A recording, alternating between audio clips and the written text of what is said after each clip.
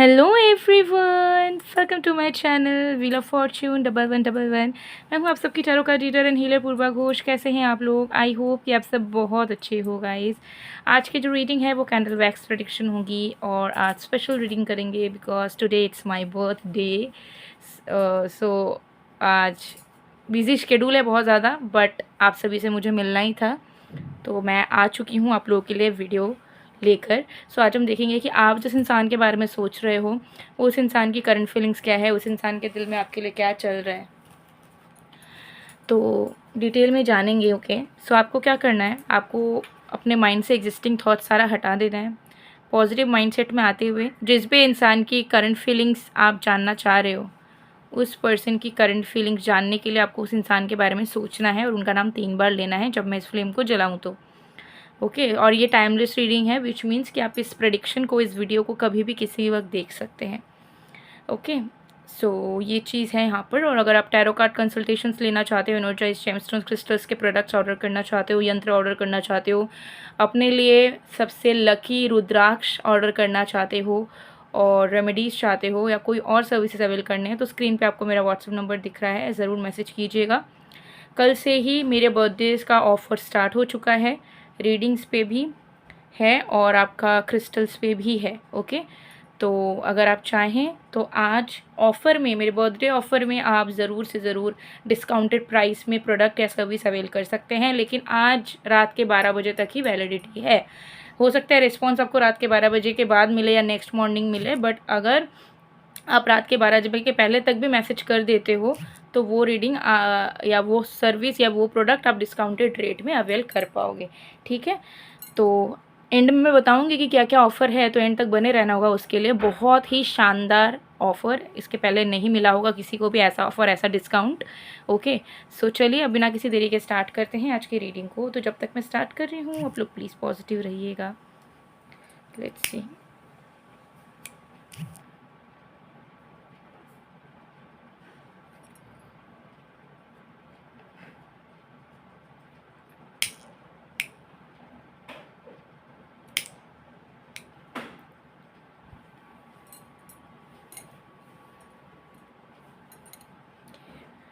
अब आपको क्या करना है, इस फ्लेम पे फोकस करें पॉजिटिविटी के साथ।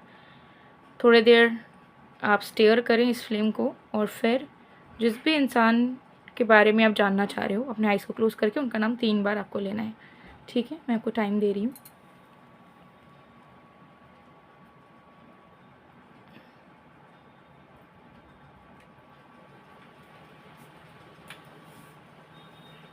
ओके, आई होप कि आपने अब तक कर लिया होगा।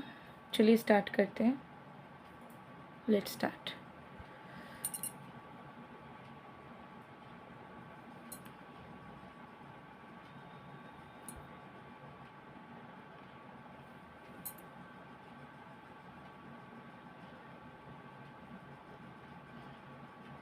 ओके, तो सबसे पहले चीज़ यहाँ दिख रही है आपके पर्सन के करंट फीलिंग्स में। This person is feeling very much attracted towards you, मतलब बहुत ज़्यादा उन्हें आपको एडमायर करने का, आपकी अच्छाइयों के बारे में सोचने का मन कर रहा है। ठीक है, उनको ऐसा लग रहा है कि मेरा इस इंसान के बारे में सोचने से ही डोपामिन रिलीज़ हो रहा है and I am feeling very good about it.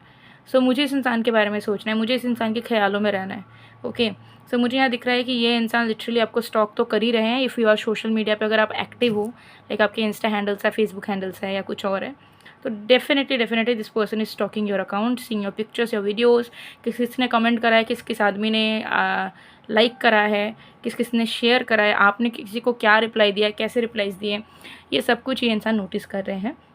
और अगर आप सोशल मीडिया वगैरह में नहीं हो तो भी मुझे यहाँ दिख रहा है कि ये इंसान आपको विजुअलाइज़ कर रहे हैं, अपनी आँखों को बंद करके वो आपके चेहरे को, आपकी सुंदरता को, आपकी अपीयरेंस को याद करने की कोशिश कर रहे हैं और उन्हें बहुत ज़्यादा मन हो रहा है आपकी अच्छाइयों की तारीफ़ करना। ठीक है, उनको ऐसा लग रहा है कि यार इस इंसान की जो अच्छी चीज़ें हैं ना, मैंने अच्छे से कभी भी इस इंसान की तारीफ़ नहीं की, कभी इस इंसान को बोला नहीं कि तुमने मेरे लिए क्या क्या करा है या तुम मेरे लिए कैसे मायने रखते हो ज़िंदगी में।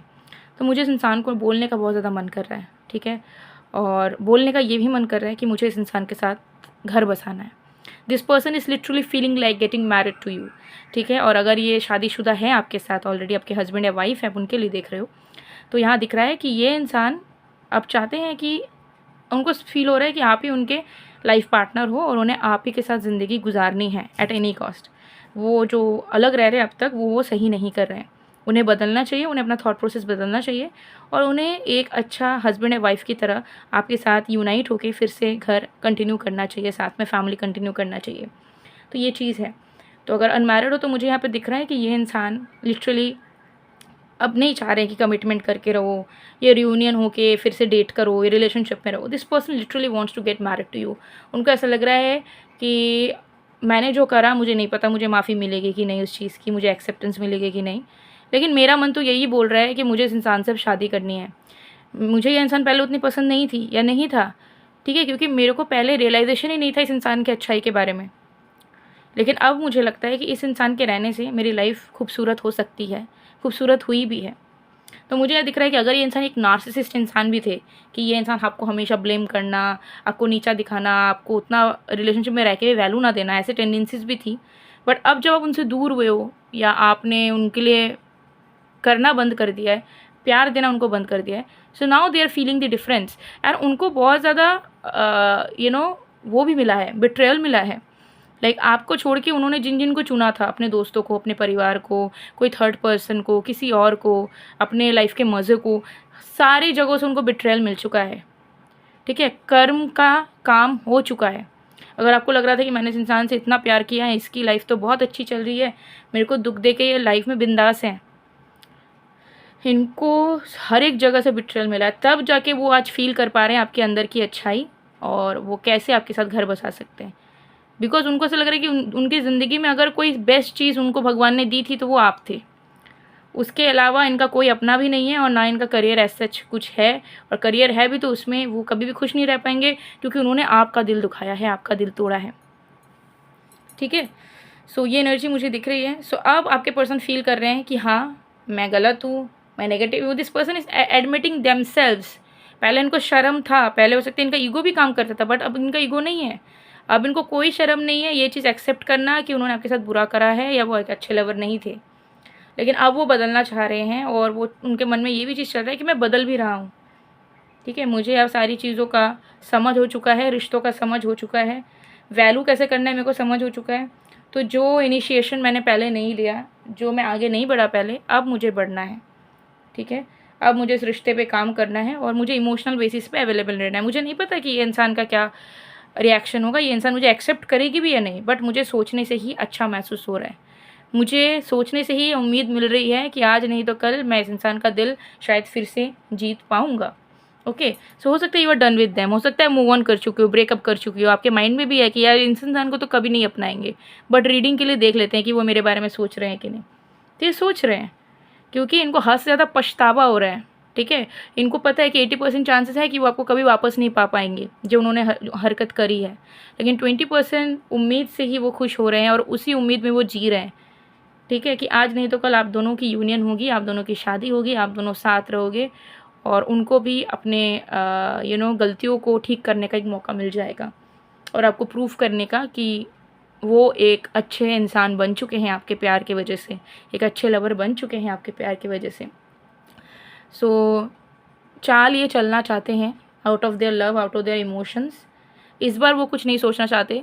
पहले वो बहुत इगोइस्टिक थे, प्रैक्टिकल थे, एरोगेंट थे। ठीक है, कि मेरा इमेज बहुत है, मेरा ये है वो है। अब उनको लग रहा है कि दुनिया में कुछ नहीं है उनका। ठीक है, वो सब वो भ्रम में जी रहे थे, लेकिन उन्होंने आपकी अच्छाई को पहचानने में बहुत ज़्यादा लेट कर दिया और यही चीज़ इनके लाइफ का दुश्मन बन चुका है कि ये इन्होंने खुद ने अपने पैर पे कुल्हाड़ी मार लिया है। लेकिन अब वो ट्राई करना चाहते हैं। दे 90% फील्स कि हाँ, आप उनको एक्सेप्ट नहीं करने वाले हो फिर से कभी भी, बट तब भी उनके मन में है कि क्या पता कुछ चमत्कार हो जाए और इनके साथ मुझे शादी करने का, घर बसाने का, ज़िंदगी भर लाइफ को जीने का मौका मिले। तो ये कोई भी करके कोई भी चांस नहीं छोड़ना चाह रहे हैं। इनके माइंड में अगर ये भी चल रहा है कि आप शायद किसी और को डेट भी कर रहे हो या किसी और से भी आपका रिश्ता जुड़ चुका है, तब भी इनके माइंड में है कि मैं उस इंसान से इसको छीन के लेके आऊँगा मेरे पास। ठीक है, तो ये सारी चीज़ें वो चल रही हैं, मतलब वो हार नहीं मानना चाह रहे हैं अब। ठीक है, उनको ऐसा लग रहा है कि कोई भी सर्कमस्टांसेस हो, कोई भी सिचुएशंस हो, मुझे ट्राई करना ही है कि मैं इस इंसान को अपने लाइफ में वापस लेके आ पाऊँ। ओके, सो ये आपके पर्सन की करंट फीलिंग्स है। इस कैंडल को मैं साइड में कर देती हूँ, बाकी और भी कार्ड्स देखते हैं।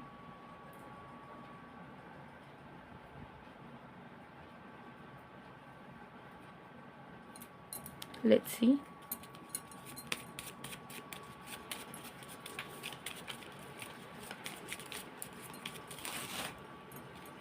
ये है तुम्हारे बिना कहीं मन नहीं लगता, तुम हो तो सब है वरना कुछ नहीं। Definitely they are not feeling good about anything in their life. जो भी वो कर रहे हैं, आपको हो सकता है सोशल मीडिया में दिख रहा होगा कि वो अपना नॉर्मल वीडियोस डाल रहे हैं, फोटोज़ डाल रहे हैं, ठीक है। तो बहुत सारे लोगों का टेंडेंसी नहीं होता, खास करके मैच्योर लोगों का, कि वो अगर रो रहे हैं, दुखी है, तो वो इंटरनेट में डाले। इंटरनेट में इंसान क्या डालता है? खुशी के मोमेंट्स डालता है। वो लोगों को थोड़ी दिखाना चाहेगा कि मेरा लाइफ में इतना बुरा चीज़ चल रहा है। तो आप कभी भी किसी का सोशल मीडिया देख के जज मत करिएगा, ठीक है, कि हमने तो उसको देख लिया, ये पोस्ट कर रहा है, घूमने गया, ये गया है। आप इंसान के अंदर क्या चल रहा है आपको क्या पता?